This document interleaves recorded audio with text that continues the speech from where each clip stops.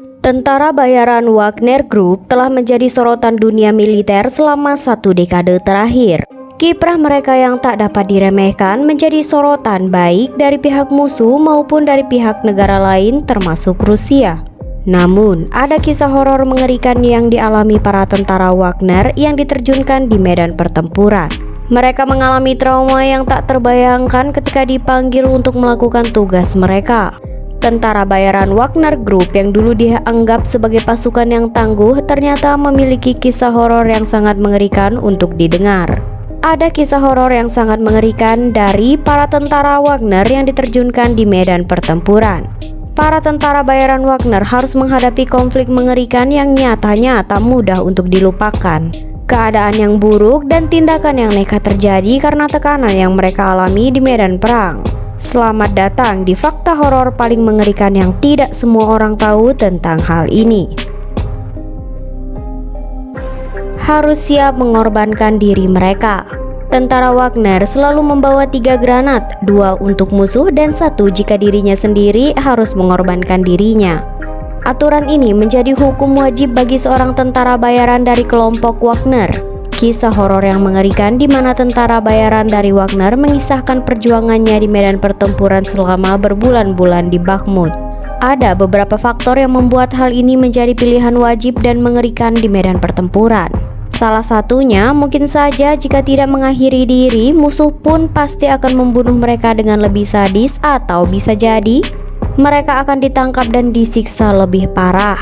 Oleh karena mereka harus siap mengakhiri diri dengan granat yang selalu ia bawa, 2 granat untuk musuh dan 1 granat untuk mengakhiri diri sendiri. Kelompok tentara bayaran Wagner adalah kelompok yang mengerikan dan tidak bisa dianggap remeh dalam hal keberanian.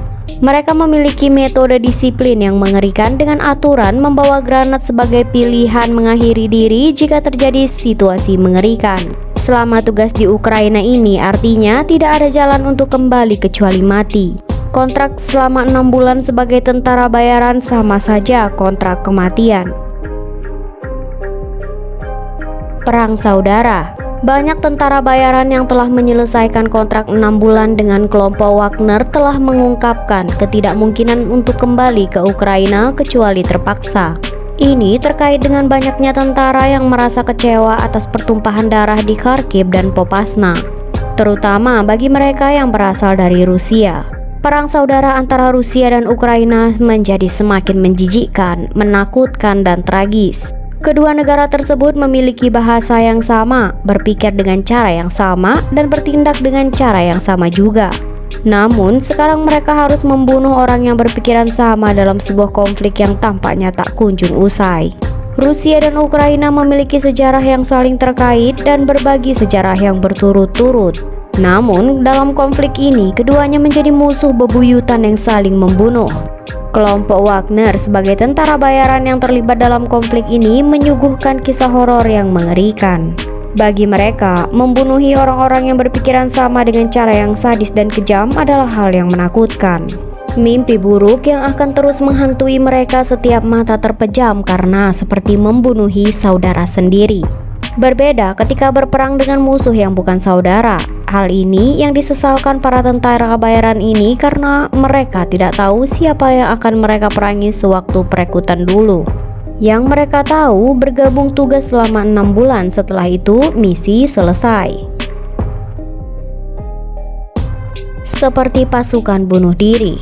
2 mantan tentara dari perusahaan militer swasta Rusia Wagner mengungkapkan pengalaman mengerikan mereka saat berperang di Ukraina Timur. Keduanya ditangkap oleh pasukan Ukraina dan mengungkapkan semua ketakutan mereka. Menurut salah satu tentara, satu kelompok kami terdiri dari 90 orang. Saat serangan pertama terjadi, 60 orang langsung tewas karena ditembakkan mortir, dan hanya segelintir orang yang terluka selamat. Kisah ini menjadi bukti keganasan dan kedahsyatan perang yang terjadi di sana. Jujur saja, para tentara bayaran ini kaget dengan keganasan perang seperti ini. Mereka seperti sekelompok pasukan bunuh diri yang dikirim satu persatu kelompok ke garis depan. Jika satu kelompok gagal, mereka akan mengirim kelompok lain lagi. Hal ini menunjukkan bahwa nyawa tentara tentunya tidak dihargai dan dianggap hanya sebagai sebuah alat untuk mencapai tujuan. Mengerikan memang. Namun kisah para tentara bayaran Wagner seakan menggambarkan perang seperti kuburan hidup. Mereka dihadapkan pada situasi adu domba di mana yang kuat akan bertahan hidup sedangkan yang lemah akan mati sia-sia. Perang dapat menciptakan ketakutan mengerikan dan trauma bagi siapa saja yang terlibat di dalamnya. Hutan adalah tempat paling horor.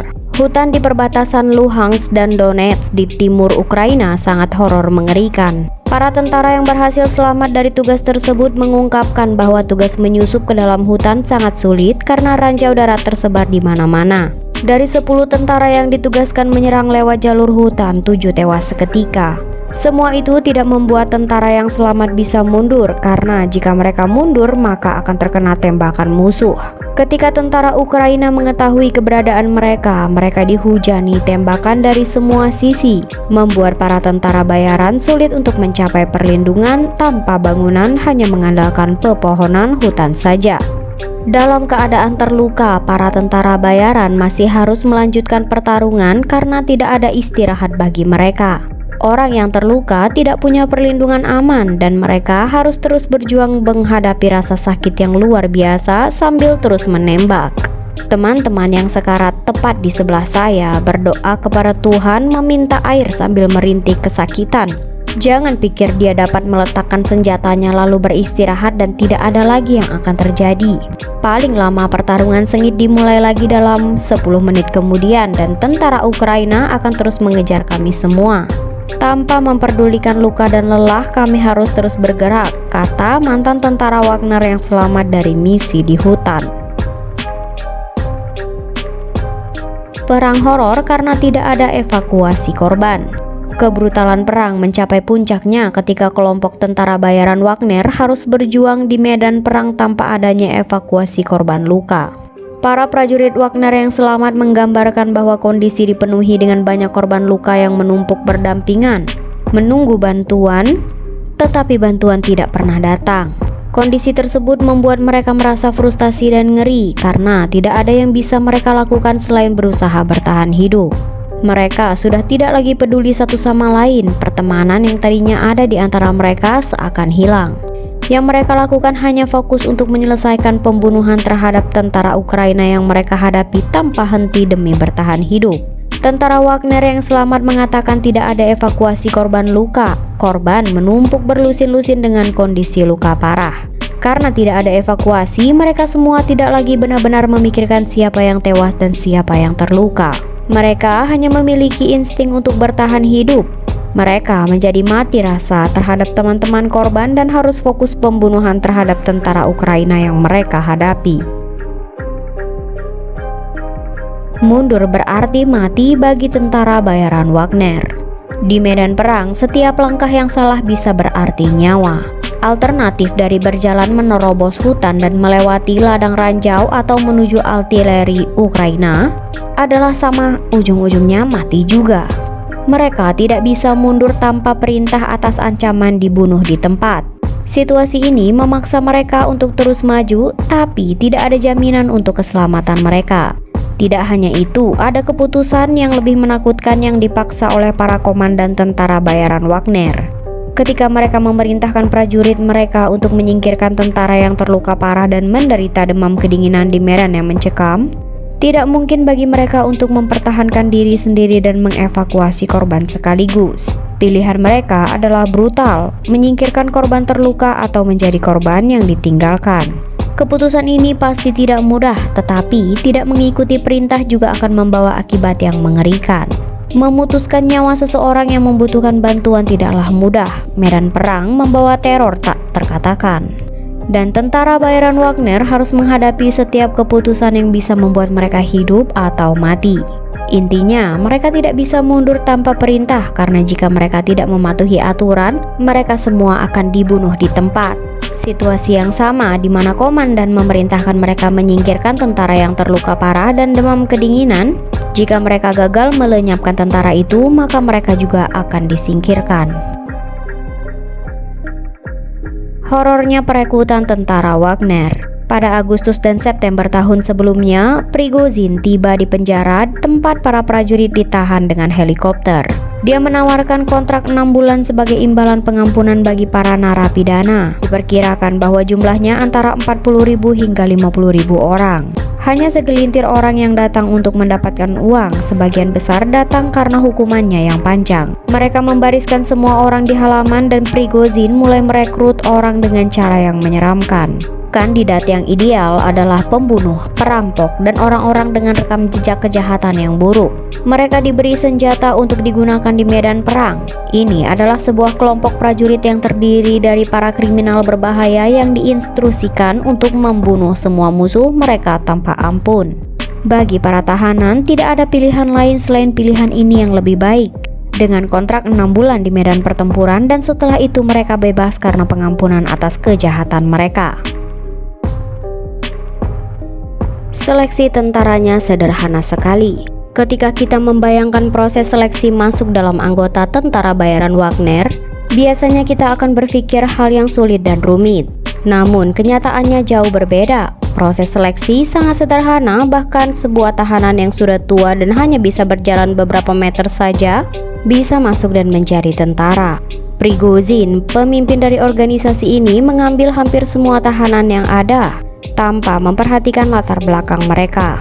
Para narapidana yang menjalani hukuman bertahun-tahun di penjara sangat tertarik dengan tawaran imbalan pengampunan yang sangat menggiurkan. Daripada harus mendekam di penjara tahun-tahunan, lebih baik ikut gabung 6 bulan saja bisa bebas.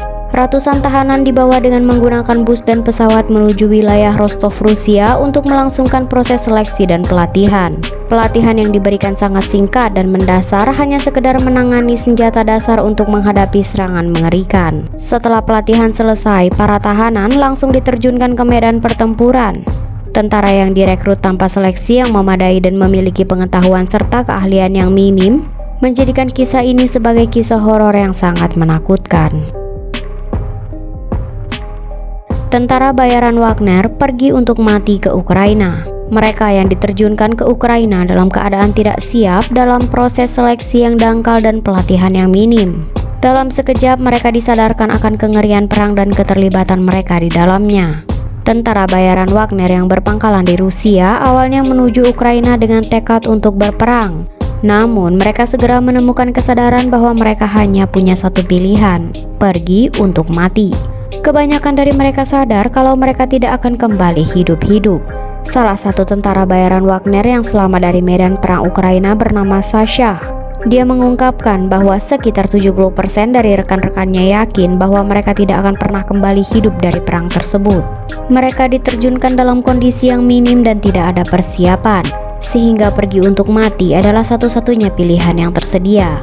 Setelah diterjunkan ke Ukraina, para tentara menjadi korban dari sebuah perang yang penuh dengan ketidakpastian dan ketakutan. Mereka bergabung dalam sebuah kelompok yang tidak memiliki strategi dan hanya menjalankan perintah tanpa mempertimbangkan akibat dan konsekuensi yang mungkin terjadi. Tentara Wagner memperkosa penduduk Ukraina. Penduduk Ukraina diguncang oleh kehadiran tentara bayaran Wagner yang lebih terkenal dengan reputasi yang kejam. Terlebih setelah mereka dituduh dengan tindakan kekerasan seperti memperkosa dan membunuh warga sipil oleh mantan komandan mereka, termasuk anak-anak di bawah umur. Namun, tentara bernama Sasha yang selamat dari medan perang menolak semua tuduhan tersebut. Meskipun mereka semua berasal dari tahanan, mereka semua pejuang secara kontrak dan terikat oleh aturan ketat. Aturan ini melarang penjarahan, pemerkosaan, obat-obatan, dan bahkan alkohol. Tentara yang selamat ini menambahkan bahwa mereka tidak pernah menimbulkan ancaman apapun terhadap warga sipil. Bahkan ia mengklaim bahwa warga sipil memilih tentara bayaran Wagner daripada angkatan bersenjata Ukraina karena mereka dapat diandalkan waktu dibutuhkan. Pada saat perang terjadi, tentara Ukraina pastinya tidak bisa bergerak secara maksimal untuk menyelamatkan para warga sipil. Mereka takut terkena tembakan nyasar. Untuk itu, para tentara Wagner lebih disukai warga Ukraina karena dapat dimintai bantuan kapanpun saat ada warga terluka dan sakit. Bahkan, tidak sedikit yang membantu mengantarkan ke rumah sakit atau mengungsi ke tempat aman. 62.000 tentara bayaran Wagner tewas di medan perang Ukraina selama 1 tahun. Grup Wagner, sebuah kelompok tentara bayaran dari Rusia, telah berperan penting dalam invasi Rusia ke Ukraina.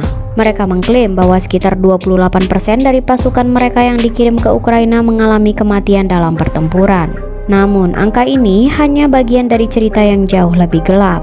Berdasarkan perhitungan yang lebih mendetail, dari total 78.000 pejuang yang tergabung dalam grup Wagner, sekitar 22.000 diantaranya dikabarkan tewas di medan perang. Selain itu, sebanyak 40.000 lainnya mengalami luka-luka akibat pertempuran yang sengit. Meskipun jumlah korban tewas dan terluka ini sangat mengkhawatirkan, namun 25.000 pejuang Wagner berhasil selamat dan berada dalam kondisi sehat. Dengan angka resmi mencatat 62.000 korban, perang di Ukraina telah menelan banyak nyawa dan mencederai ribuan tentara bayaran Wagner. Kehadiran kelompok ini sebagai bagian dari invasi Rusia ke Ukraina telah menjadi fokus perhatian dan keprihatinan di dunia internasional. Wagner membelot melawan Rusia. Yevgeny Prigozhin, seorang pengusaha yang juga dikenal sebagai koki Putin, dianggap sebagai sosok di balik keberadaan kelompok Wagner. Ia memiliki hubungan dekat dengan pemerintahan Rusia yang membuat kelompok ini dapat beroperasi dengan relatif bebas dalam konflik bersenjata di berbagai negara. Namun, baru-baru ini hubungan antara Prigozhin dan para pemimpin militer Rusia dilaporkan mengalami gesekan yang serius. Prigozhin secara terang-terangan menuduh para pemimpin militer Rusia telah mencoba menghancurkan kelompok Wagner dengan tidak memberikan dukungan yang cukup dalam bentuk amunisi dan dukungan logistik lainnya.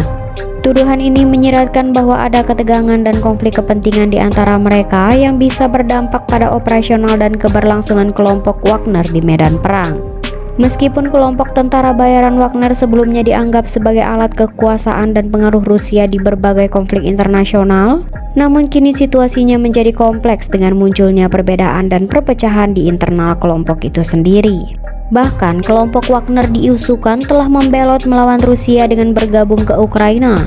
Tentu saja kebenaran kabar ini masih dipertanyakan dengan peperangan yang panas tersebut. Konspirasi mencari siapa pengkhianat negara. Konflik di Ukraina telah menjadi sorotan dunia internasional. Namun, baru-baru ini muncul tuduhan kontroversial terkait konspirasi yang melibatkan Presiden Rusia Vladimir Putin dan Yevgeny Prigozhin, pemimpin kelompok tentara bayaran Wagner. Tuduhan ini mengaitkan Wagner dengan rencana pura-pura memberontak sebagai bagian dari skenario yang lebih besar untuk mencari siapa pengkhianat negara. Sebagian anggota tentara dan analisis militer percaya bahwa hasil peristiwa di medan perang Ukraina adalah hasil dari konspirasi yang direncanakan oleh Putin dan Prigozhin. Keduanya telah memiliki hubungan dekat dan dikenal sebagai sosok kuat di lingkaran kekuasaan Rusia. Wagner sebagai kelompok tentara bayaran yang beroperasi di bawah pengarahan Prigozhin dipercayai hanya berperan sebagai pion dalam skenario ini. Tujuan pura-pura pemberontak ini diyakini adalah untuk menguji kesetiaan dan loyalitas para elit militer Rusia. Wagner menempatkan dirinya dalam posisi yang menentang kebijakan pemerintahan Rusia dan menunjukkan tanda-tanda memberontak yang kemudian direspons dengan keras oleh Rusia. Namun, analisis menyebut bahwa kemarahan Putin tampaknya tak terarah pada siapapun, terutama Yevgeny Prigozhin. Putin tidak menyebut nama Prigozhin dalam pidato kecamannya terhadap insiden Wagner yang menimbulkan dugaan bahwa ada sesuatu yang tidak beres dalam insiden tersebut. Tentara Wagner tidak pernah ada. Putin menyangkal keberadaan kelompok Wagner Group. Kontroversi seputar kelompok tentara bayaran Wagner Group kembali mencuat setelah Presiden Rusia Vladimir Putin secara tegas menyangkal keberadaannya. Dalam pernyataan resmi, Putin menegaskan bahwa kelompok Wagner Group tidak pernah ada karena Rusia tidak memiliki hukum yang mendasari keberadaan tentara bayaran. Menurutnya, Wagner adalah sesuatu yang sama sekali tidak ada. Presiden Putin juga menyoroti fakta bahwa dalam KUHP Rusia, tepatnya di pasal 359, negara tersebut secara kategoris melarang aktivitas tentara bayaran. Pelarangan ini mencakup berbagai tindakan seperti merekrut, melatih, membantu pendanaan atau materi lainnya ke tentara bayaran, serta partisipasi mereka dalam konflik bersenjata atau operasi militer. Dalam konteks ini, Presiden Putin dengan tegas menolak adanya keterlibatan atau dukungan pemerintahan Rusia terhadap kelompok Wagner Group. Ia menegaskan bahwa Rusia tidak memiliki hukum yang mendukung eksistensi kelompok tentara bayaran dan menekankan komitmennya untuk mematuhi hukum internasional dan hukum nasional yang berlaku. medali untuk 1 dari 40.000 orang. Presiden Rusia Vladimir Putin baru-baru ini melakukan perjalanan ke wilayah selatan negaranya untuk memberikan medali tertinggi negara kepada petugas dan tentara yang telah bertempur di Ukraina. Penghargaan tersebut merupakan bentuk pengakuan atas jasa dan pengorbanan mereka dalam menghadapi situasi konflik di perbatasan Rusia Timur. Di antara ribuan penerima medali, terdapat satu pemuda berjanggut yang mengenakan seragam militer. Namun yang menarik perhatian adalah fakta bahwa seragam tersebut adalah jenis yang dikenakan oleh tentara bayaran Wagner. Pemuda tersebut diidentifikasi sebagai Aik Gasparian, seorang penggemar berat seni bela diri. Sebelumnya, Aik Gasparian pernah terlibat dalam kasus hukum pada Oktober 2019. Ia ditangkap oleh polisi karena melakukan perampokan di sebuah kafe di Moskow dan akhirnya divonis 7 tahun penjara. Kehadirannya sebagai penerima medal tersebut menimbulkan pertanyaan mengenai bagaimana seorang narapidana bisa mendapatkan penghargaan tersebut dari Presiden Rusia. Penggunaan tentara bayaran di konflik bersenjata telah menjadi isu yang kontroversial dan menimbulkan keprihatinan di berbagai belahan dunia. Peran mereka dalam situasi konflik seperti di Ukraina menimbulkan pertanyaan tentang transparansi dan etika dalam penggunaan tenaga kerja militer di medan perang.